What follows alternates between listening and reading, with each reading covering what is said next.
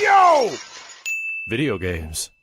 What up, dudes? Matt here from YoVideogames with my first video game review post my new review score system. And when thinking about a game that would probably benefit or probably at least lead to good discussion about this review score system, I came up with, well, let's go with something a little big, something a little popular, well-known, and I'm settling on Nier Automata, or Nier Tomato. It also works because I don't think I ever posted an official review for it on the channel otherwise, so here we go.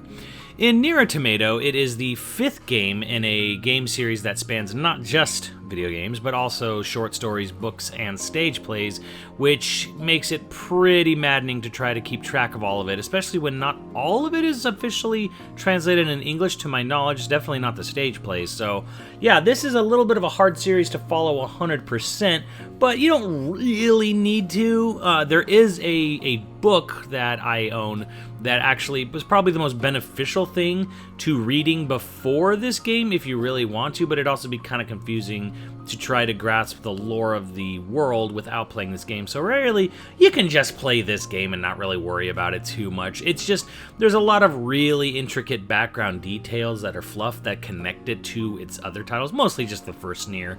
But yeah, if you're interested in playing everything in sort of chronological order, good fucking luck. But this is an action RPG, as you all probably are well aware at this point. It started on the PS2 with Drakengard, or Dragon Dragoon if you're in Japan. So again, name changes between English and Japanese titles, which also doesn't make things any easier. But they've always been action RPGs. However, they've always been kind of bad. Now, I can't say that I've played a whole lot of the other titles in this franchise. I have dabbled a bit in Drakengard and Drakengard 2, which is kind of the black sheep, almost non-canon story, because it was the only game in the franchise that didn't really have a lot of direct input from the series director and writer, Yoko Taro. So you can kind of like, it doesn't really matter. Either way, point is, they've never really been good prior to Nier Automata. They are very basic hack and slash style action RPGs, but the thing that's always been intriguing is their batshit insane storytelling and characters, and that's kind of the thing that's always intrigued people going into it. So how does this game work? Well, this game is very different because a lot of the other games were either fantasy based or had a very fantasy-like setting, things with swords and sorcery and magic and monsters and all that stuff, and this game kind of has none of that. It's all about robots, and so that is one point of contention that some people may or may not gravitate towards or away from, because there's not a lot of traditional fantasy elements, but that's actually kind of a nice thing because it keeps a little breath of fresh air, I guess, in a way.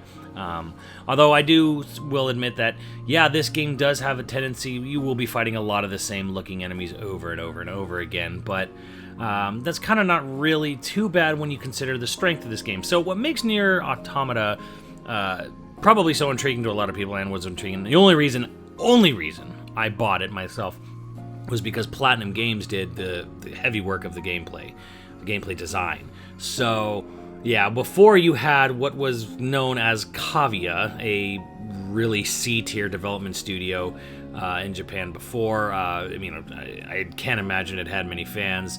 They worked on, again, or obviously the Drakengard games and the first Nier, and they made the illustrious Umbrella Chronicles and Darkside Chronicles titles. They were never really a very good developer, and they never really had a good grasp on combat in real time. So with this game, development duties being handed off to Platinum, that actually comes with a lot of pedigree. Now, this does have a pretty cool battle system, and it is pretty in-depth. However, a lot of Platinum Games fans will take note of the fact that it is not the most in-depth or intricate battle system designed for real-time combat by Platinum, and I think that's fine, but you are not going to get something on Bayonetta's level or Metal Gear Rising's level, although you kind of get pretty damn close with some of the options you get, but this is just simply not Platinum's most in-depth combat system, because a lot of it's worked around to make it, again, an action RPG, so you have stats and leveling and stuff like that, but on the other hand, there is also the push and pull of that you play multiple characters, and one of the characters, the way his combat's designed is very unorthodox and very kind of gets old for a lot of people really quickly, and that's totally legit, I feel. So, barring all that in mind, it basically plays out, I would not say like an open world RPG, it plays out something closer to, say, a 3D Zelda, where you have sort of a large hub, and that large hub splinters into different areas, and you kind of go to each area one at a time, and then you do a little bit of a story segment, and then you kind of, like, things sort of mold and change in the central hub area over the course of the game's plot. So you can think of it like that. It's not really open world, it's not go wherever you want, it's very much in the Ocarina of Time style, where it's like you start in an area, you do a preliminary thing, here you get to the hub world, and then you only really go to the different branched off areas of the open world map. Not open world, I shouldn't even be saying it, but you go to different areas of the map as the game story like tells you to, and as that opens up through a more linear fashion through gameplay. So therefore, you can kind of look at it like that. It is not open world. It's not like Final Fantasy 15, and it's certainly not anything like any Western open world RPGs at all. It's much closer to just, it's got a sort of open airness about it, but it's very much a linear designed game. Now, as far as music goes, there's really not much to say other than, yes, it's kind of universally praised. It got concerts, and even in North America. It's one of the best soundtracks of the generation, if not all time. Nobody's disputing this fact. There is a lot of soundtrack, or sound, I should say, tracks pulled from the first Nier, which diehard fans of the franchise will sort of lament or sort of argue that, hey, a lot of the best of this game's soundtrack comes from the first game, which is kind of like an Ocarina of Time situation, where a lot of Ocarina of Time's music actually had roots in Link to the Past, and a lot of people didn't quite realize that until much later. But either way, like, it's kind of one of those situations, like, whatever, it's still good, it's still the same composer, so it doesn't, I don't really think it should matter too much one way or the other. But yeah, like, getting down to the nitty-gritty, the game has definite interesting design decisions, and I'm going to call them flaws, flat out. There are things about this game that are a bit, I understand what they're going for, but maybe not the best decision altogether. A lot of people take issue with the fact that to get the true full scope of the storyline, or rather to get to the second half of the game, you have to play the first campaign story mode twice, basically. One from each perspective of the two main characters, or the initial two main characters. Unfortunately, this means that a good 70% or more, kind of closer to like 80 or 90, is of the second playthrough, where you play through the Scanner's character, who's more of a data collector. You kind of are playing the same thing over again. You get fresh perspective, and you get a little bit more insight onto certain characters and bosses as you play through it a second time. However, you are going to be playing through the campaign a second time, and for a lot of people, this is kind of a deal breaker, and it's fair. Honestly, like, unless you really love the world and setting, you're going to have a hard time probably having to redo the same thing with only tiny nuggets of new information and perspective as you go through a second time. I don't mind it too much because I like the combat system a lot, but the other big problem is that the second character you play as, again, he has a uniqueness to his combat where he is, quote-unquote, scans items. Basically, you hack into enemies, because, again, everything's robots in this game, and you hack in enemies in it, and it basically turns the game into a overhead shmup. And you have to do this very, very quick little overhead shmup segment to defeat something which looks like kind of like glorified 3D Atari graphics, and you have to do that a whole lot. Now, you could opt to not hack into things. You could just whack them with your light attack. Better equip a strong weapon if you're going to do that. But it is a gameplay mechanic that for a lot of people, it very understandably gets very old after a while. Not all the bosses are winners either. There is a large-scale boss that is done at a sort of mixing up between horizontal and vertical shmup. It's all done in the air on one of your airship things. And it's a long, long boss battle, and even when you're overpowered and over-leveled, you basically kind of just sit there and hold down a button and mildly move out of the way of oncoming attacks, and it's an incredibly drawn-out boss fight, which it's not the best. It just isn't a great boss fight. It's It's not something that like would probably kill the whole game for some people, but it's definitely one of those times where you'll look at it and go like, okay, this boss fight went on a little too long. They a little over-designed this a bit. That happens a couple times, mostly with just one particular boss fight in the ocean. If you've played the game, you know exactly what I'm talking about. But that being said, when you do get to the second half of the game, it is really nice that the second half is when shit really gets real and it gets really interesting. Unfortunately, for a lot of people, they kind of get to the end of their first playthrough, which is what's commonly known as Route A, and when they see that, hey, you got to if you want to continue the story, you got to replay the whole game, you know, 80% of the way from the same time, same character, same perspective, going the same route, just with the guy who your sidekick the whole time. I can see where that kills it for a lot of people. So I might have possibly thought about maybe making what is known as the Route B route, maybe making that optional if I was to remake the game or redesign it. But on the other hand, it really does need to be stated that you kind of need to understand the headspace of the Route B character to really understand what's going on in the second half. So it's just kind of like a no-win situation where it's really important to have context and understanding for both characters going into the second half of the game, but that does require you to play through it twice. And I don't know, maybe there might have been a more elegant solution, but in here it's not quite too elegant. But it's also something that I do think is sort of an interesting take and an interesting strength, that this is the type of storytelling that can only be told in video games, and I will get to that, trust me. But it's definitely one of those areas where, like, look, guys, I'm going to be honest. If you're not feeling super enamored with the storyline, and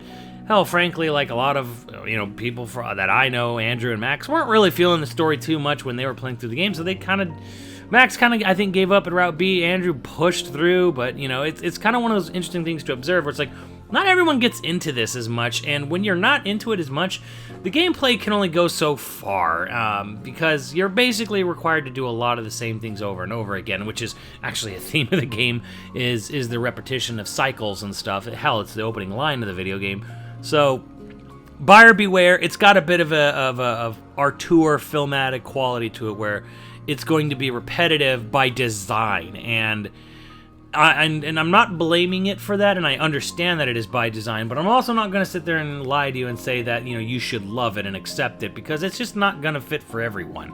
That being said, getting to the story elements, this is one of maybe 2 times in my fucking life I've ever been moved by a storyline in a video game. Video game storylines just don't do it for me. There's lots of good, fun, intriguing storylines in video games, but moving storylines, most of the time I just don't get it there. This game was one of the first times it did it for me, which is really bizarre to think, because it's a game about robots. It's all about robots. There's nothing really to try to sort of connect yourself to. Now, another big thing for previous fans of the first game and the other Dragon Guard games is they feel the storyline in the first game's a little more solid. They connect a little bit more with the earlier characters, and I think there's a good reason for that. And that is, Nier Automata is a very meta game. It is a game its storyline is meant to challenge you and make you think about yourself, not try to get attached to its characters, because it's kind of not the point, actually. I think that's my big takeaway, is that the first Nier is a very personal story. It's about the characters and about the world and about the setting. It's about them. Nier Automata is not so much about the characters and world. It's about making you reflect on yourself, your own your own philosophy, your own sense of place and value, and a lot of it is about making you reflect on what what is your personal value. What do you set for yourself, I guess, goal in life? This is kind of rambling, but it's one of those things that it's meta. It's not meant to you can play it has characters and it has characterizations and they are intriguing, and I did get into them and stuff, and there's a lot of plot twists and twists and turns in the storyline within the game universe and overall, but it's definitely a game that's meant to be metaphorical to reality in real life, and the inspiration for the game came from a Coca-Cola commercial where basically 2 Coca-Cola machines that had an interactive touch screen were placed in 2 warring countries on each side, and the people could see and interact with the people on the other side of the country or this is a real world story. And what they found out from this sort of social experiment was that these people were more friendly and more, they connected to each other despite the fact that their countries were at war with each other. And that's kind of like the whole basis for where the storyline for this game came from as a sort of inspiration. So again, it's all just very, very much meta, and it's very much about questioning your core values and what purpose do you make for yourself, or what is meaning and purpose, and basically what will you do with it. And there's a lot of it is basically, and here's the thing that I like about Nier Automata, which probably might sound a little weird after all this rambling, is that what Nier Automata does well is that it presents all these philosophical ideas, and it says something. It has its own statement on things, and that's what, to me, makes a huge difference in this versus other games and other animes. Your Evangelions, your Xenosagas, your what have yous.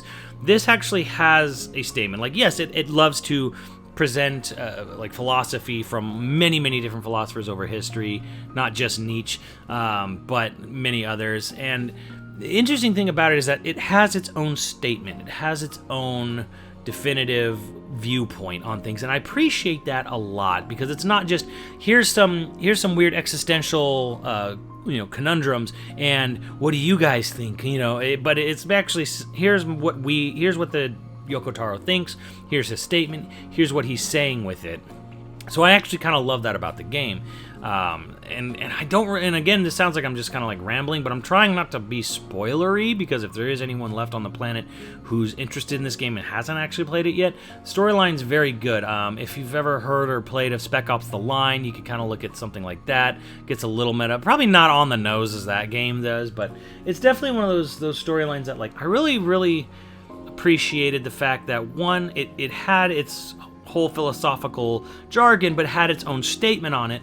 But two, this is a storyline that really only works in video games, and it's weird that I resisted the idea that you could even tell a story in a video game that worked only within a video game, because there's games that tells a very heart-wrenching storyline, like you could say, like your Last of Us and whatnot, and it's like, yes, but that could have also easily been done in a film, in a TV series, in a streaming series. Like, it's not, Last of Us never felt like something that only a video game medium could tell you, whereas this game, because it has all these multiple viewpoints, and because of the way it has, hey, you got to repeat stuff, you got to play through things, like, and more importantly, if you want to get to that true final goal of the game, you have to do things physically. You have to physically act, and you have to physically make choices on how you want, to proceed forward, and how you want to end things, on what terms.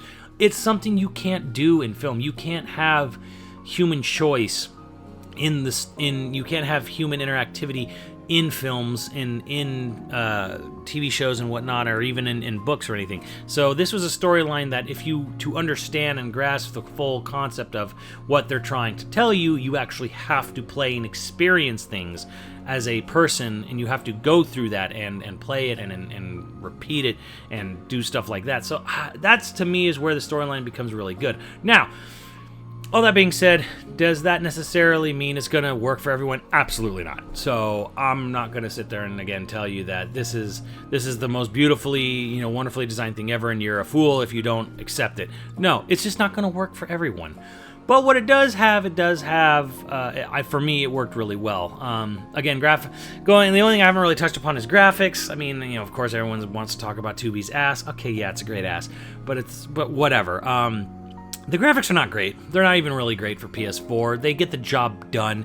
Character models are really well done, obviously. But the overworld itself, like, yes, it's post-apocalyptic, but it's kind of dull. It's kind of ugly. It's probably by design. There are some really good art choices. Like, this is certainly no Elder Scrolls looking game where everything looks like fucking plain Jane, and, like, here's generic forest, here's generic tree, here's generic hill, here's generic wooden town. Like, no, it actually has a very distinct art style. So there's a lot of art going on in the game, but as far as the actual technical level, the in-game graphics are pretty bare bones. It's barely above a PS3 game, if that. Probably not even that. I mean, there's definitely PS3 games that look better than this. So yeah, it's not any sort of graphical astounder. The environments you go to are not particularly... There's a few that are really good. It's basically half and half. Half of the environments are actually very like artistically intriguing, and half of them are just kind of boring. Like the factory is pretty boring. You know, a lot of the god boxes are pretty boring. A lot of I can't even really say the forest is all that interesting or good looking either. It's just there's a very dull sort of like repetitive, like I don't know, like just muted look to a lot of it. And again, the enemies. There's not a lot of enemy variety. There just isn't. So, all that being said, how does this all boil down? Well, it is an action RPG, and it plays very well. And the reason I keep going back to the game again is because it plays very well. A big design philosophy behind this title was how smooth and responsive the controls have to be. The main designer, Taro-san, he basically said, you know, famously in my stream, you know, if pressing a button does not elicit an immediate response, then it becomes frustrating and it's not fun to play. Which, amen, brother.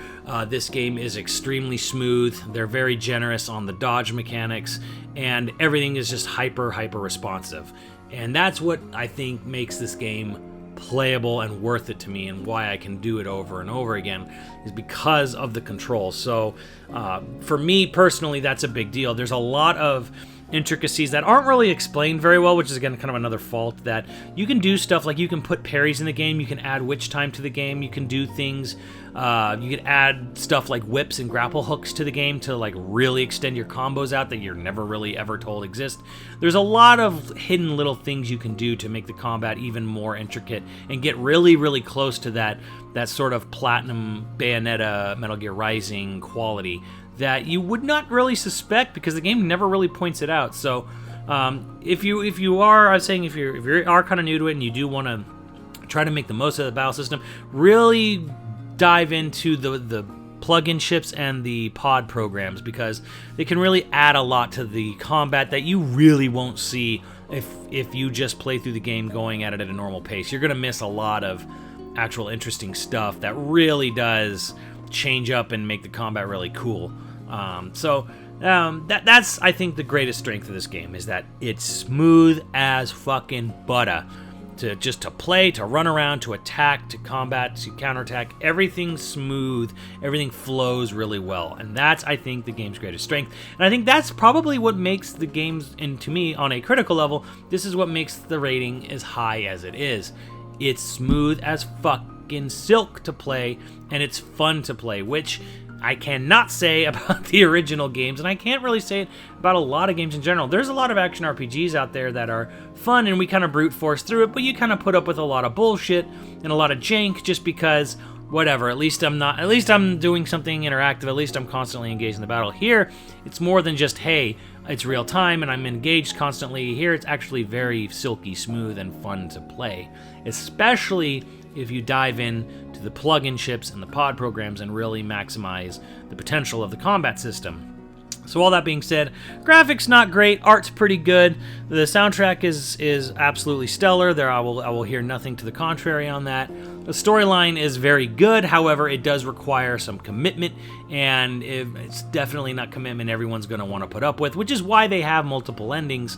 It's also by design. Like, hey, like if people just want to play through 2B's campaign, just play through 2B's campaign. You won't get the full scope of the storyline. You probably won't understand why people put the story on such a high pedestal if you quit at the first route, if you end at 2B, but you know, whatever. Like, at least you can say you had a good time playing through it.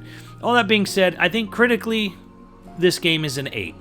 There's some really dumb design decisions, some bosses go on too long, and it's really tough to legitimize multiple playthroughs, especially when they're repetitive, especially if you're not getting all that sucked in and enamored with the storyline and characters. And no game should really, I don't feel any game needs to require you to be enamored with the characters of the world. Like, again, like this might just be old world game philosophy. It's like, I don't really care what Mario's reason for going out on an adventure is. I just need Mario games to play really well. And I feel that's kind of true for every game. Like, if it's not fun to play, if it's not fun to control, then it doesn't matter how enamoring the storyline is or not. And on the flip side of that is that you can't just have like for some people, obviously for a lot of people, you can have a storyline be intriguing, and I think it is, but you know, honestly, that's very subjective. So I can't sit there and say, oh no, you gotta accept the way this game is designed story-wise to be replayed multiple times to get the true feeling and ending out of everything. Nah, son. All that being said, I think critically this game's about an 8. And then for me personally, now there's the personal review. I'm not gonna deny it. I can't sit there and look at a game that I've played through multiple times and still would play through again, would still replay it, go through 100%, or start from the very beginning all over again. Would I do it? Yeah, absolutely. So I can't sit there and say like that's anything less than a 10 out of 10 for me. But it's very much a 10 out of 10 where I realize there are very obvious flaws in this game. It's not pushing any boundaries graphically, it's not as in-depth as the best of Platinum, and it certainly does not always have the best designs and encounters for bosses. So no, it's not a perfect game by any stretch of the imagination. Critically, it's an 8 out of 10. Personally, it's a 10 out of 10 just because I've never actually encountered a video game where I felt that, oh my god, this is a storyline that could only be told in video games, and it actually works.